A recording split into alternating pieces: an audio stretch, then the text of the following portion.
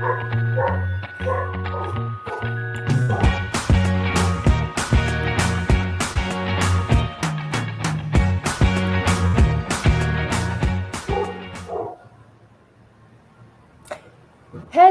and welcome to PhD with Women on IT, Hack the Future. My name is Beata and today's PhD Positivity Hack Delivered will be by our guest, Claudia Cafeo. So today's topic, we are going to talk about building your website. Claudia, where in the world are you today? Hello, everyone. First of all, I want to thank you for having me here today. I'm in Sicily right now, even though I live in London, but I'm from Italy and I'm enjoying the summer in my beautiful, sunny and warm island right now. Fantastic. So, Claudia, you have built a couple of websites, you have built a community, and Claudia is joining us from a sunny Sicilian island, although she's working on a daily basis in London. Let me remind you. Yes, this is a grassroots community that focuses on women on IT, an inclusive forum of women in technology, startups, and female leaders who are supported by men as well. And I bring heart to that hustle because empathy is my motto, and empathy is critical when you are building your website using knowledge from Claudia. Claudia, could you tell us a little bit about what's that beautiful abbreviation, UX, UI? Let's start from there. Okay, so the UX stands for user experience, whereas UI stands for user interface. Basically, these two sciences combine and they work together because the user experience has to do with everything that involves the research and the experience itself of the user whilst browsing and using your website, whereas the user interface deals more with the feel the user has while browsing your website or your mobile application. So even though they're sometimes two different roles, they're very intertwined and they work alongside. A good interface has to have a good user research at the back and vice versa in order to give the best experience to the users. And as you were saying, empathy is very important because obviously the first step you have to approach when creating a website is to see what the website is for and who is it for, and try to empathize with the user and see what their needs are and how you can create the best experience for them. And these kind of links as well to my background because, as you know, I currently work as a primary school teaching assistant in London, helping children with special needs. So having soft skills is very important for any kind of job, I believe. So empathy, as you were saying, is one of the main skills that everyone should have. So, Claudia, even though you did not have the appropriate portfolio or experience, after some preparation time, you still managed to find the first client. So, can you tell us a little bit about your route to designing your first website and starting getting your first client? Definitely. So everything started with COVID. I think just like many other people, you had to reinvent yourself and kind of look for opportunities online because everything was shut down, everything was closed, and it was quite dangerous to go anywhere. So myself, just like many other thousands of people, turned back into the online world. And I came across this role of designer, UX designer, which I'd never heard about it before. Even though it has been going on for many years, but it's kind of a relatively new role that's been given this name. So during COVID, I had to look at my skills and I started looking for something that I could do from home, from the safety of my house, as well as going into school during the day. So I started by looking for resources online. And I have to say, there's many ways you can learn nowadays. You don't have to have a degree. There are some degrees, obviously. There are design degrees, graphic design degrees, but you can also learn by yourself. I'm a self-taught designer, and I've started by using a website called udemy.com, which offers quite affordable courses. And I will be happy to recommend some of those to you. Just send me a DM or a message, and I will be happy to share my resources. But that's what I've done basically. I've started learning the fundamentals of UX, user research. What is it? What does it entail? And what is it for? So I started studying the fundamentals, and then I applied for an internship at a company called uxbeginner.com, which is a company based in California in the US. And I didn't get the job at the first time. But what I did, I didn't give up. I didn't stop. And resilience will take you far in this world. So I messaged the founder again, and I said, I'm really sorry I didn't get in, but I think you should review my application because this reason and this reason and this reason. And here's another design that I'm going to attach to the email. And they gave me a second chance, and I actually got into the apprenticeship. And ever since that day, I never looked back. So I believed in myself, my skills, my confidence, and I just kept on building my knowledge on design, using the resources online, using videos, YouTube, and communities. So important to have, like, join a community, find other people. There's so many of us right now out there that are doing the same journey. So what I felt, I was a little bit intimidated to start by myself. So I had to have a team.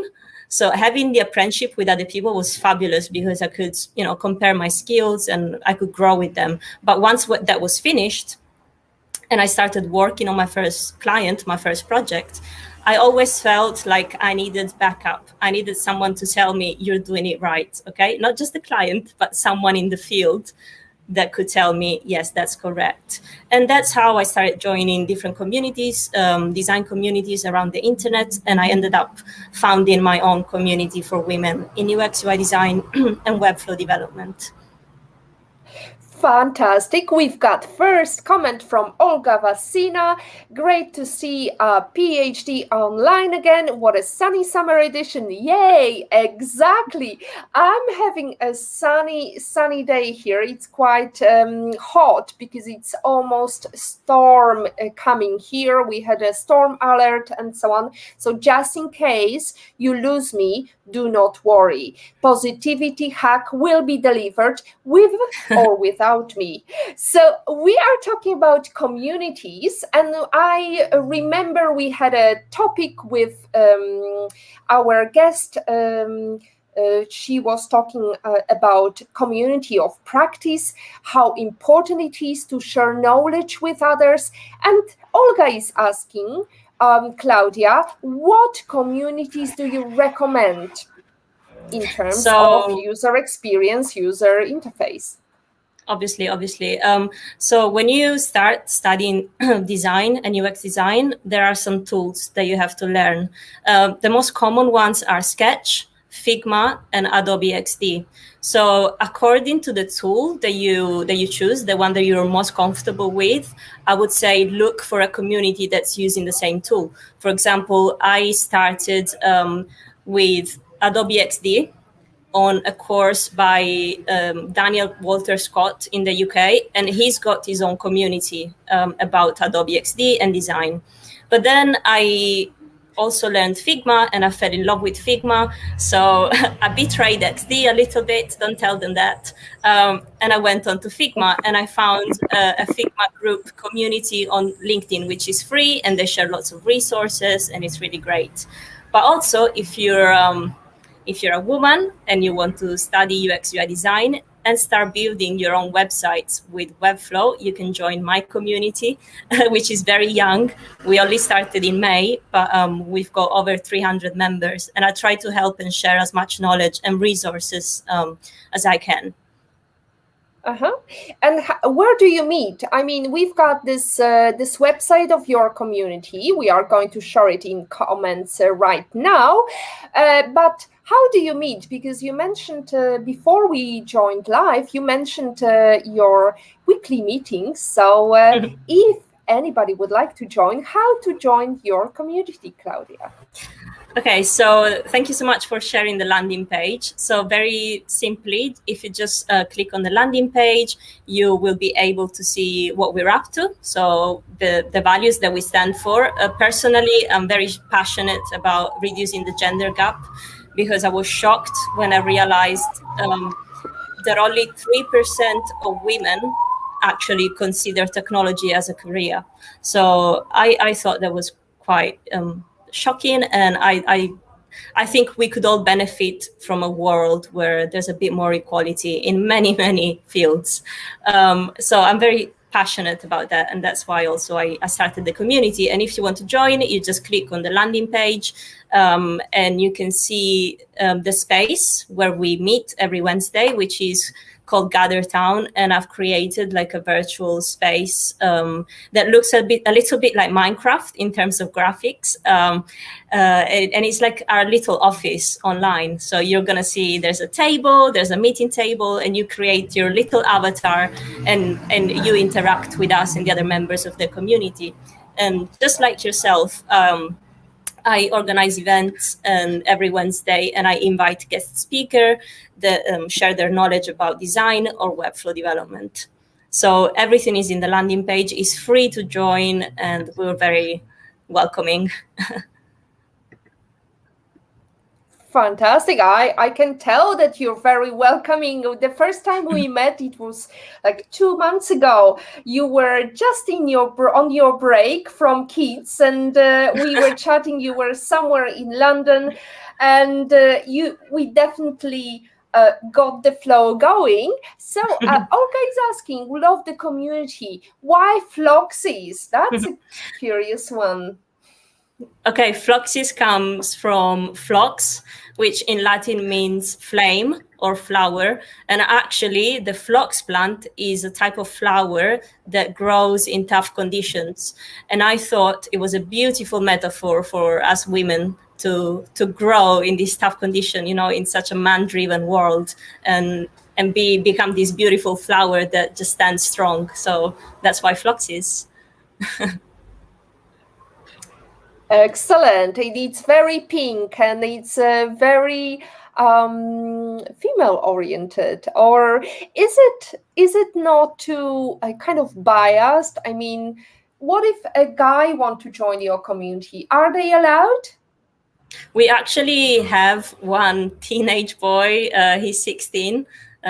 He's got autism, and he asked me to be part of the community, and I said, "Why not?" We're very inclusive. The reason is women in design is just because I want to encourage women to approach this field and not be intimidated by, I don't know, big groups where maybe they might feel like their questions are stupid or they're not good enough. That's why I'm trying to gather as many women as possible so that we can all share the same fears, the same dreams, talk about freely about all sorts of stuff. But obviously, if anyone wants to be part of the community, they can have a private conversation with me, and if I think they'll be a good fit, then why not? We're very inclusive. Also, anyone who feels like a woman, could be anyone. Excellent. Claudia, you mentioned the fact that perseverance, that you didn't give up when you first heard no, and you still sent your CV and sent your portfolio, and you showed your dedication. What are the other important facets to consider if you want to be a woman in technology or you want to be a woman in UI, UX, whatever you name it? Having the soft skills is just as important as having the hard skills. So you would have to focus on things like communication. You need to be a good communicator because it's very important. Ultimately, it's the first mean that we have to exchange knowledge, exchange, a conversation with other people. So communication is very important. And also listening, I think, is very important because when you listen to other people and other experts that know a little bit more than you, then that's when you learn. And obviously listening to other people's needs as well will help you design and develop a better website as well, and just generally be a better human being. I think being kind and respectful are the main core values in my life, because I think there's no need to prevail on top of one another. We can all cooperate. There's enough space in the world.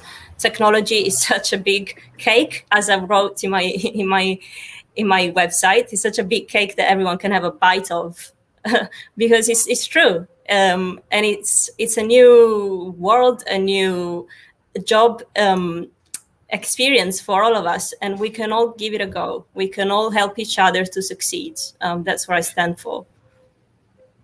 Hmm. We had a discussion just last year about turning your hobby into business with Giselle Muscat, Gabe Lucas, Minka Zupans. It was episode 09, as I recall. And we were talking about how to have this side hustle, how to have something on the side, and how to you can be safe with your job, you can have your monthly salary, but you can still make some money on the side. And I wanted to ask you, how easy was it, or how difficult it was for you to combine the two? Because working in education and having clients meetings can be quite tricky. Yes, it's never easy at the beginning, especially if you're trying to approach a new field.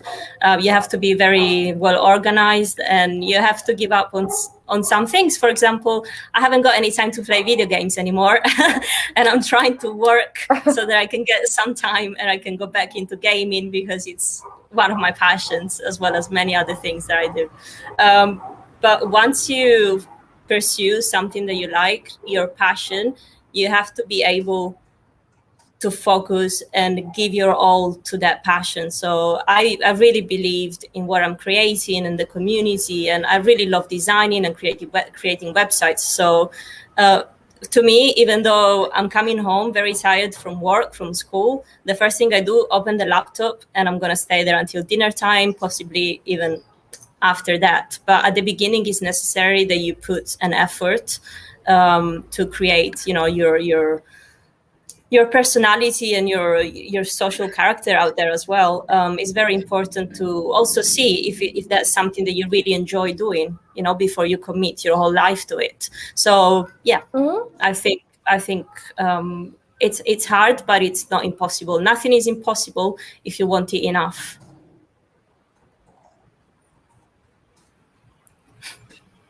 Hello. I'm sorry. I'm just a bit patchy with my Wi-Fi. I don't hear when you finish your sentence. That's fine. Terribly sorry, but it was fascinating to hear your insight into how to get into job. One question that I think we need to also answer: what is the main difference between working in technology or working with a stable job? What do you feel is the main difference you have to prepare yourself for? I would still think of technology jobs as stable jobs, because it could be really dangerous to think of it like something you can do openly on the side. It could be very dangerous to allow too much time, or postpone things or procrastinate. So I would say treat it as a regular job. So having your 9 to 5 in the morning should also be having your 5 till 10 p.m. in the afternoon. So be structured, even if it's something you do on the side. Try and be organized, because otherwise it's very easy to accumulate things and end up 1 week before the deadline with pulling your hair and wanting to give it all up. Would you consider at some stage just working in technology, or giving up on your job, or it's out of the question? Yes, no, I would definitely consider it, because I've been working at school for over 6 years now, and I've been helping loads of children, and I feel like I've changed many lives. And being a designer, creating websites, just gives me the power to do what I do, but in such a bigger scale. I can help so many other people, and I just, yeah, I think we all have these phases in life, so you don't have you we keep changing. We don't have to be stuck in a job, in a place, in a country. We keep on changing, we keep on growing. So yes, I would like to transition full time and dedicate more time to technology and what I'm doing right now. I thought you were going to say some clients are like children. You have the similar approach, but it's very kind of you to think highly of them. Patrick is asking, what, what UX side hustle, how many jobs can you take on at once? Are you multitasking or doing one project at a time? Hello, Patrick. I think it depends on the job. So there are some platforms that you can use to get your first freelancing gigs, like Fiverr, like Upwork, and they all offer different kinds of jobs. It could be a whole website redesign, or it could be just designing the navigation bar. So it depends what the client is requesting. And so I think that according to the project, then you can start juggling a bit more with the project itself. But personally, because I've always had kind of lengthy big projects, I tend to do just one and focus on one. But it depends on how much time you have and what sorts of projects you're looking for. Olga is asking, thank you, Patrick, for your question. Olga is asking, so what is the point at which you will feel free to do your own thing and give up on the day job? Whenever is it money or is it? Okay, so if you're paying rent and if you're living in London like I am, first of all, make sure that you can afford that before leaving your full-time job. I would never say to you, quit on your job without having a financial stability at the back. So the moment you do the big jump is when you know you're going to land on a cushion, if, in the worst scenario. Okay, so that would be my personal advice, because as much as I'm a very dreamy, passionate person, I wouldn't just go for it without having some sorts of backup, like a Google Drive of your life. Totally. Olga is asking another question. Do you intend to keep living in London if you go full-time in technology? Olga, it's such a pleasure to have you, by the way. Join my community if you're not there already. Yay! I love living in London. I think it's one of those cities where things happen first and then they spread around the world. So, but what I would do, probably, I would have my base in London, but I would start traveling a bit more and working remotely, become a digital nomad, like it's very fashionable right now. Yes, so London as a base and traveling the world as a plan. Yep, as a exciting thing to consider when you're freelancing. So Olga was actually asking, will you be a nomad or move back to Sicily? Definitely, Sicily is more recommended for the weather than London. And definitely, being a digital nomad gives you a freedom of going places and seeing places and being motivated and inspired by the surroundings, because isn't it very important to be inspired by surroundings for this kind of job? Of course, that's exactly what I was about to link to, because it's like, when you're working in design, you look at a tons of websites, tons of magazines, trying to get inspired. But just as you're saying, when you travel, you get the first touch experience, and you get inspired by different cultures and different, art, and it's so powerful, so much powerful to actually be inside the experience than to maybe get inspiration from a website or a magazine or from a book, which are all things that are recommended when you're starting. But if you can travel and just grow as a human, as an individual, then it would also reflect onto your job and your designing skills, I believe. Yep.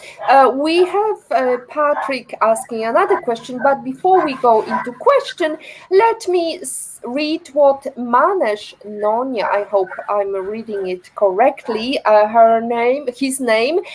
Many times it happens that we don't have any active projects, or projects we do have are of the same nature. So at those situations, what do you do to enhance your creativity or skill set in terms of design or no-code development, Claudia?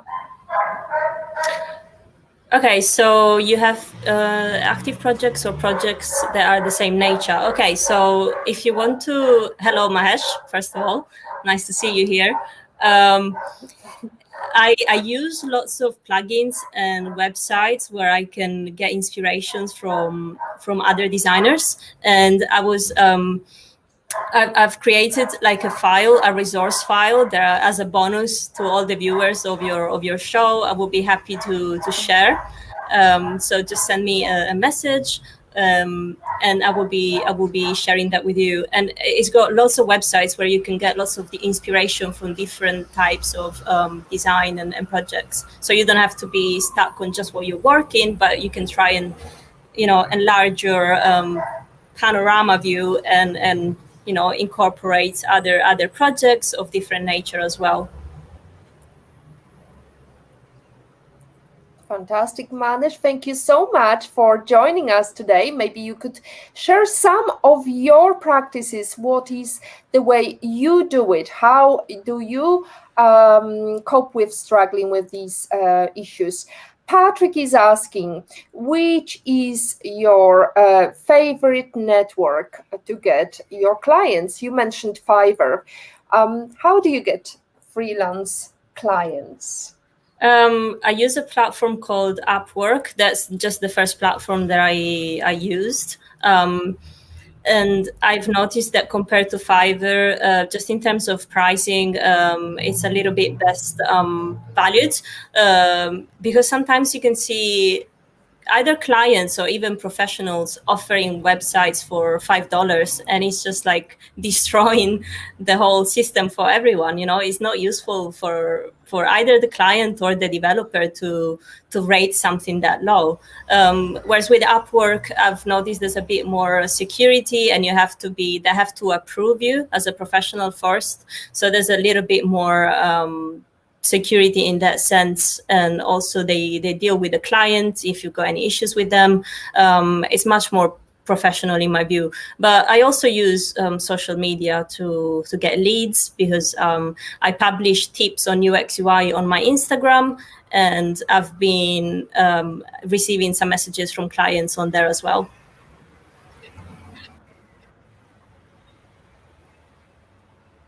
Great, thank you so much. And we have a follow-up by Manesh. By the way, I really enjoyed this conversation. Just to share that, thank you so much. We really enjoyed you being with us, because this is a community of women in technology who are supported by men as well. So your support is very, very important to us. Claudia, Olga is asking, what has been the biggest source of inspiration to you? You mentioned, different surroundings. Do you get inspiration from other websites, or is there a book you could recommend to our viewers? Yes, definitely. The first book that I've read about UX design is called "Don't Make Me Think" by Steve Krug, and that was kind of the first book that opened up my mind into what the structure of a website is. So it kind of modified, shaped my head in terms of what I need when I'm building a website. But in terms of inspiration itself, I use Dribble, I use Instagram, and I also have a Chrome extension called Muesli, I think. And whenever I open the browser, it just hits me with lots of designs and new artwork from many artists in the world. So I can share that with you, Olga. And whenever I just open my laptop and I open the browser, I get all these different websites, and I start just looking at them because they look amazing, and yeah, and they inspire me to better in my design. And let's not forget that's how we met, Claudia, because you posted very creative content on your Instagram page. And I thought, that's a lady I need to speak to and invite to our Positivity Hack Delivered. Hence, you are here. Claudia, I wanted to ask you, in terms of your career and in terms of your perseverance, and you as a woman sometimes can be met with bias. How do you cope with that? How do you cope with the fact that sometimes you may not get the job because you're a female? Well, just simply, I wouldn't want to work with someone that wouldn't accept me just because I'm a woman. It's just as easy as that. Mahesh, I hope you agree with that, and it's lovely to see your rainbows and great support. And Olga made a comment and quotation: "Don't make me think," by a man named Crook. Inspiring and bubbly name indeed. So let's go back to the fact about the website, how you create your website. We talked about the inspiration you're getting. Let's face it, some of us already created a website. How do we change it to the modern dogma of how to create website? Is there a point of changing it, or do we just stay with what we created 10 years ago?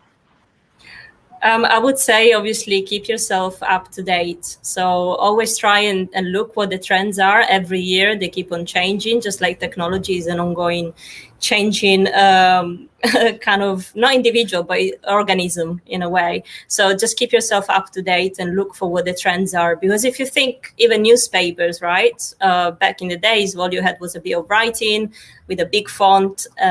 Typography was obviously very important, but ever since photography came, they also started inserting images. So and the public reacted in a positive way. So I think just the same way that the objects around us adapt to modern times and to the future, we need to also look at our website and brush it up and make it more up to date and with the current times. I believe is good. Also because an outdated website could also meet some difficulties in terms of accessibility. There's a lot of work that's been done right now for accessibility and less able people or people with sight problems and also to be more inclusive for. So there's a lot of work that's been done right now for accessibility, inclusion in websites, and make sure they're using the right language. So definitely I would say if you have an old website, try and see how you can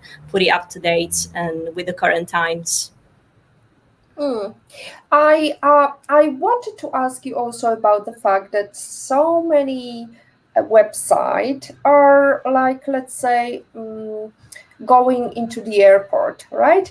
You pretty much know where to claim your luggage. You know how to go through the gate, which gate to find, and how to navigate through it. And it applies to the website as well. You know where you look at the help, or you look at contact us. You know what to expect from these links. But how do you think anybody can differentiate themselves and create something that shows a little bit of personality or shows what the business is really about. What is your best practice? So there are some things that simply don't have to be changed. You don't have to reinvent the wheel. Okay, there are some rules in design, and they're there for a reason. And so, just as you're saying, the user expects to see the navigation bar at the top, as well as, expects to see a next button if you're opening a pop-up. So those sorts of things are there for a reason.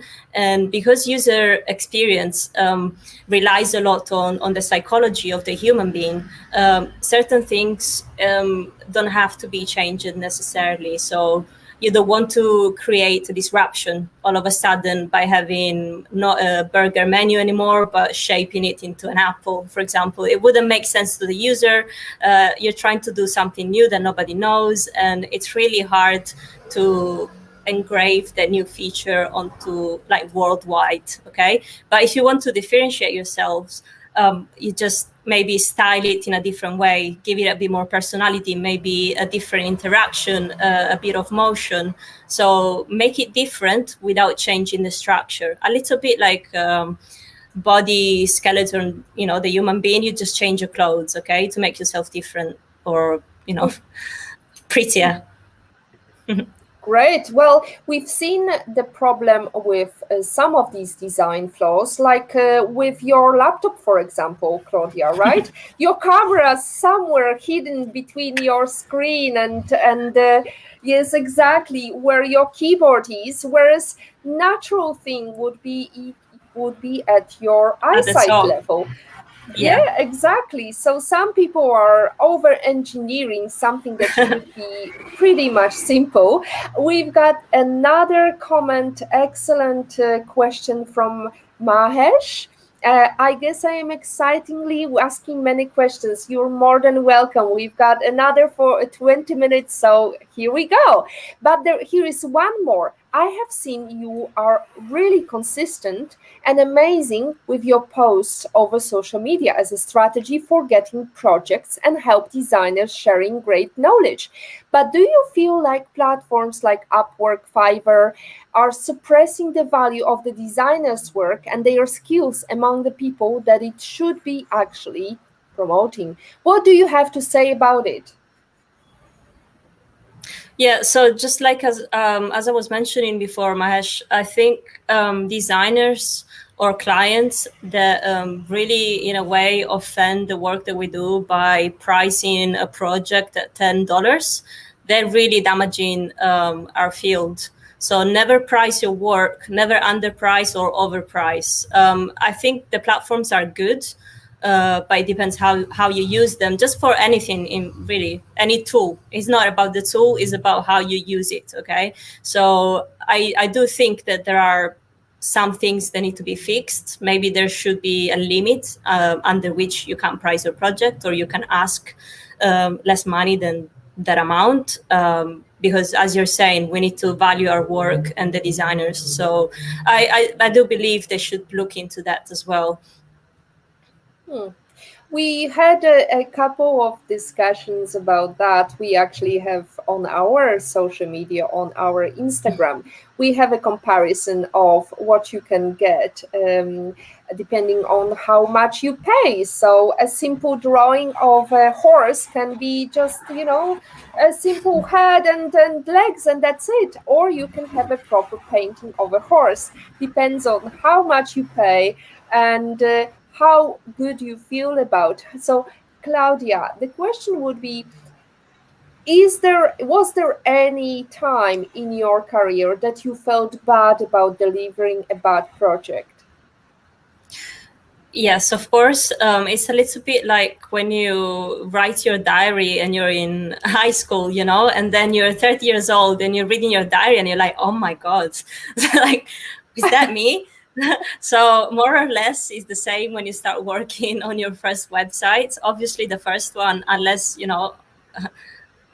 you're amazing, which you can be, but your first website will never look the same as the one, your fifth or your sixth, because obviously you're growing in experience and knowledge. So yeah, I think these platforms are good when you want to accumulate experience and projects for your portfolio. But obviously, the more you design, the more you practice, the better you become.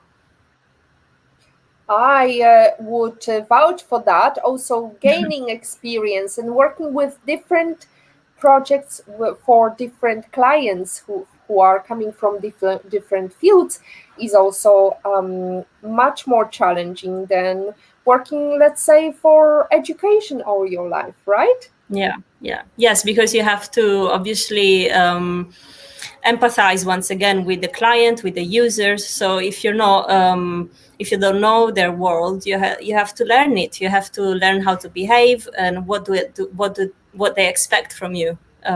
So you have to be curious as well. You need to be open to suggestions and feedback. Feedback is really important. Try and look for feedback as much as you can, because sometimes it could be good, it could be bad, but it will make you grow either way. How do you deal with negative feedback? Well, I try, if it's just like a comment that it's made to hurt, then I just ignore it because I can see where it's coming from. But if it's a negative, if it's a bad feedback that it's backed up with some data, like um, that space in there is not good because you can see you've got not an equal space between these elements, is giving me a reason why, and I can learn from that. Okay. So I accept that kind of negative feedback because it's not complimenting my work, but it's giving me a chance to learn something new or improve my design. But if people are just going to say, "Oh, that looks awful," then don't take it personally. It's just some people are bitter, and we should help them as well. Hmm. And we should inspire them with some positivity hacks, Yes, like we are doing sprinkle today. sprinkle some happiness. Totally, totally. So, definitely never taking it personally because the lifetime is too short, and as we say, we've got to pack it because there is no time for regrets. I wanted to thank everyone joining us tonight and making sure that you subscribe to our channel. We were having problems on our Instagram channel, but I think it's going smoothly, judging by how many comments we have from Manage, from Patrick, and likes as well. I wanted to remind you to subscribe to our channel on YouTube, on Facebook, as well as on Instagram. This is a grassroots community focused on women in technology, supported by men as well, because we need diversity, we need diverse projects for diverse clients. We need to create a better technology. Claudia, you mentioned the fact that you started with the humble beginnings, you were turned down, and you had to apply again. What would be your advice for anybody who would like to get and go into your path of your career path? What would be your advice? Or if you could reverse your time, what would you do differently? My advice would be learn the fundamentals first. So don't just try and dive yourself into creating a website, trying to learn on the job. Do that, but after you know a little bit of the fundamentals. So certain rules and certain things that have to be applied, as I was saying before, because they've got a reason to be. What would I do differently? I will probably start sooner because I'm Ah, 31, and I think like I've wasted a few years. Yeah, I would have started a lot sooner than what I did. But I'm here to succeed and to turn this year into my year. So believe in yourselves wherever you are, however old you are, and go for it. You know, if you desire something, work for it and achieve it. Nothing is impossible. totally. I can vouch for that. We have different members of our community. We had mothers with grown up children who didn't believe in them. I spoke to one of our members, and she said to her daughter, she's on her way to our meetings, and the daughter was like, what are you talking about? Technology, you know nothing. But then she proved she could do a programming, she could design a little website on WordPress, and she could really prove her worth, and everlasting learning definitely works. So, Claudia, in terms of Webflow, we compared it to WordPress. What do you see it as a main difference? Why do you encourage people to follow your path, not really WordPress? What do you see is easier about your path? I've never used WordPress before, but Webflow, I just love it so much because as a designer, what you have with Webflow is the designing freedom. From what I heard, WordPress is based on templates. So you get a template and you customize it.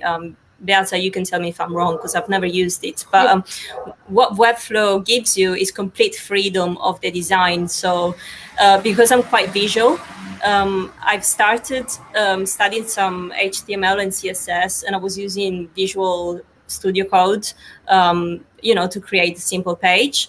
But when I started using Webflow, it's just immediate. So you, whatever you're doing, you see it happening straight away, and you're building it straight away. So it's very visual, and because I'm a visual learner, that's how it works so well for me. And what you can do, you design on Figma or whichever designing tool that you chose, and then your design can be translated onto Webflow, which is quite powerful.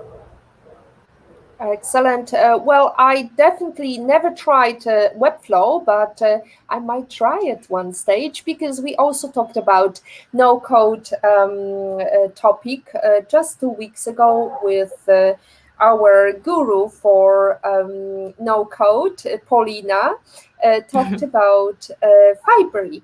So we have some comments from Clearly, your great supporters, Eva Schneider Olga. and Nana Gian, and Olga as well. We are giving a big thumbs up for positive feedback to Claudia on PhD today.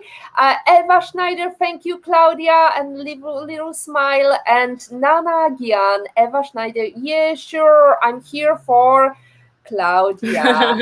There you go. We are all here for you, Claudia. I wanted to ask you about your exciting new project. Are you working on anything right at the moment? You've got free time now. You came from London because kids have got holidays. Yes, What's yes, your of four plan? weeks. So I just finished working on a project for a client in London, and I'm in the talking process for a new client in Switzerland right now.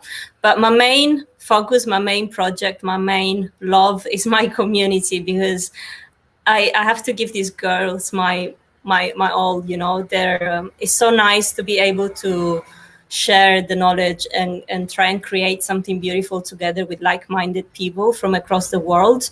And some of them have commented with such lovely things, such as thank you for giving me the chance of being into this virtual space in a time where we can't travel, we can go anywhere, we can't meet new people.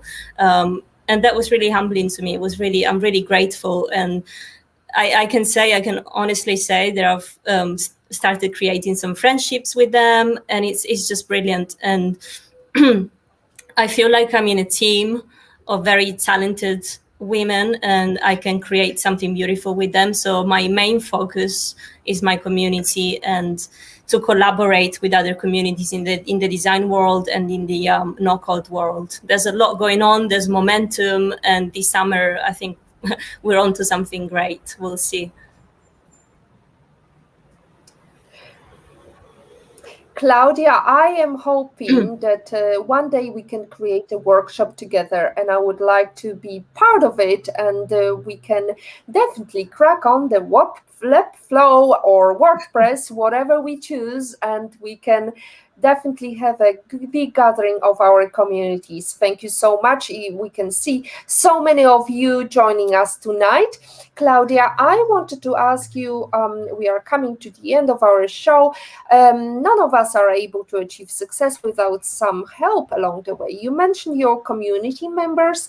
Is there a particular person who you are grateful towards and you would like to mention him tonight?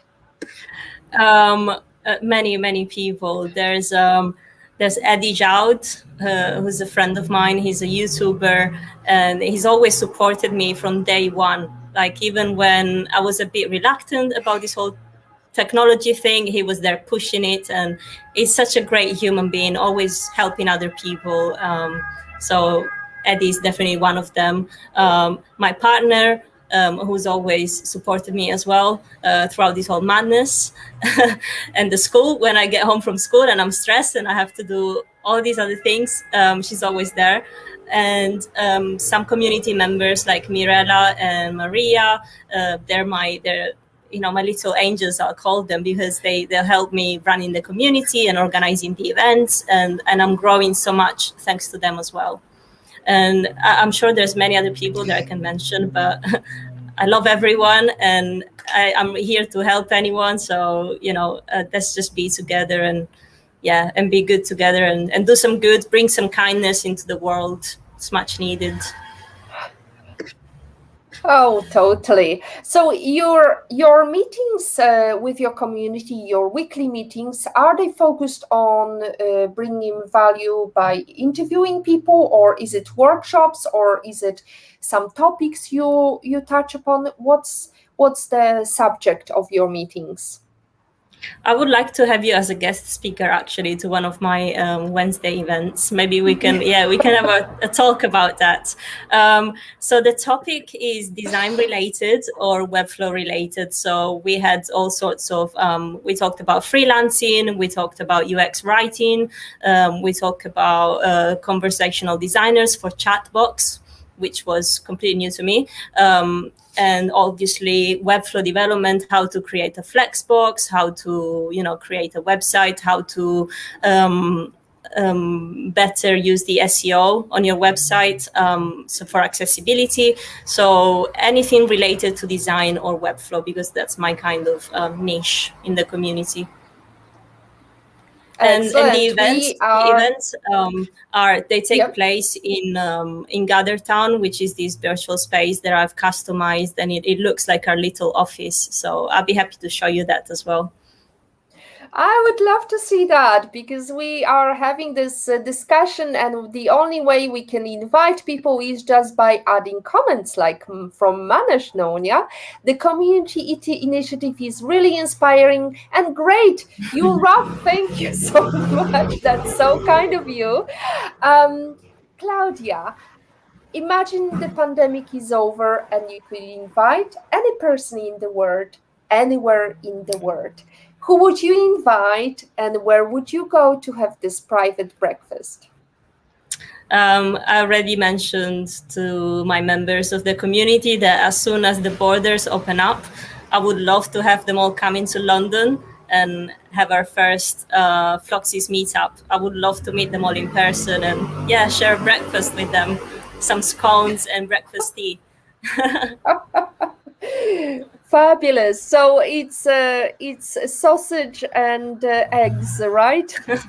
Yes, mushroom. Yes, poached egg.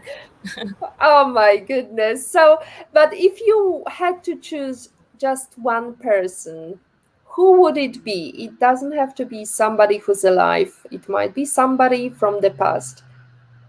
Maybe I could invite Steve Jobs and tell him all about my community and see if he can help me create a better world.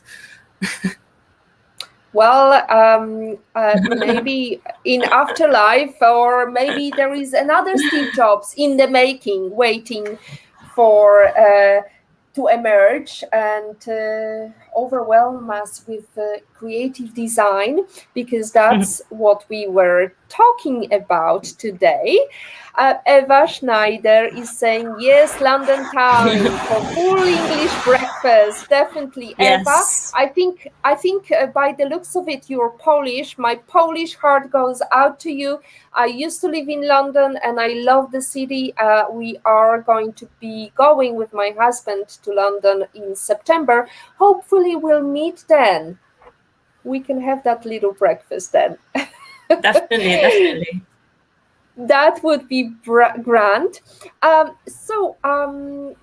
Claudia, there is another question that I always like to ask my guests, and I wanted to also have your view on your life lesson quote and how did it impact your life, whether at the moment or in overall overview. My favorite quote is from my favorite book, which is The Little Prince by Antoine de Saint-Exupéry. So, excusez-moi, my French. It's the essential is invisible to the eye, and I've always stood by that quote because there's so much more than what meets the eye. That's always been a life-changing quote to me. I've always remembered it. I always try and remember it myself. I try and look for what's really important, and that's often something that you don't see. Mm. For somebody who's focused on eye design and focused on how to create websites, it's definitely very important. Eva Schneider is saying that she is definitely Polish, and we are going to connect on LinkedIn. I will be more than happy to connect with you, Eva, and have that breakfast or dinner or afternoon tea in London. Claudia, it's been a pleasure. I wanted to Cześć. ask you a Cześć. It's a Polish hello. I wanted to ask you. You mentioned your future plans, the fact that you are considering career as in technology. What next? You mentioned that you're still learning, you're expanding your knowledge. Are you planning to become a programmer or is it too complex? What's cooking for Claudia Cafeo? um, Definitely not a programmer because I've tried attending a few coding workshops and it just is not for me. Just like maths, I'm more of a literature person, more of an art person. So definitely designing and the psychology of the user and the UI aspects of things is what fuels me more than actual coding. I'm not. I admire people who can do all sorts of amazing things, and it's just it doesn't fuel me as much as design. Mm.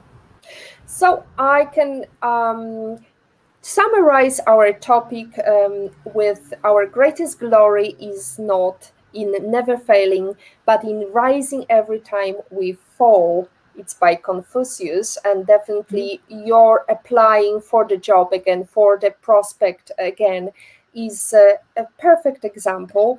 And today's positivity quote goes from Maya Angelou. If you don't like something, change it. If you can't change it, change your attitude.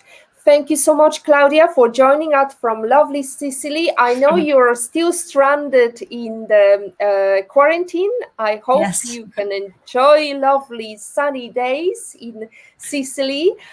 And I hope you can enjoy positivity hack of today, of next week. We are going to be joined by Gil from London. She's going to talk about corporate life and her shift into her own company that she acquired with her husband. She's the CEO of Paylink, which is a fintech company, paytech company. And I hope you are going to join Claudia's or ours or both communities because we want you to succeed and we want to bring knowledge by inviting exciting guests. And thank you so much, Manesh. Thank you, Patrick, Manesh Nonia, Olga Vasina, Elga, Eva Schneider, and Anna Gian for joining us tonight. And I wish you all the success, Claudia, and I hope to see you wherever in the world you are going to be because we have that secret plan for private breakfast now. Definitely. Thank you so much for having me, Beata. It was really, really exciting to be here, and I support everything you're doing. And yes, let's keep in touch and let's create beautiful things together. Absolutely. Eddie Jaude, thank you so much for your final comment. That's lovely. Everybody, go and make positivity you want to see in the world. Bye. Yes. Bye.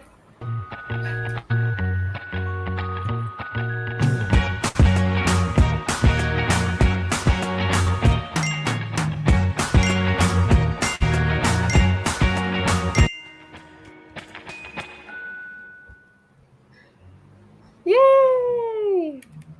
Did we make it?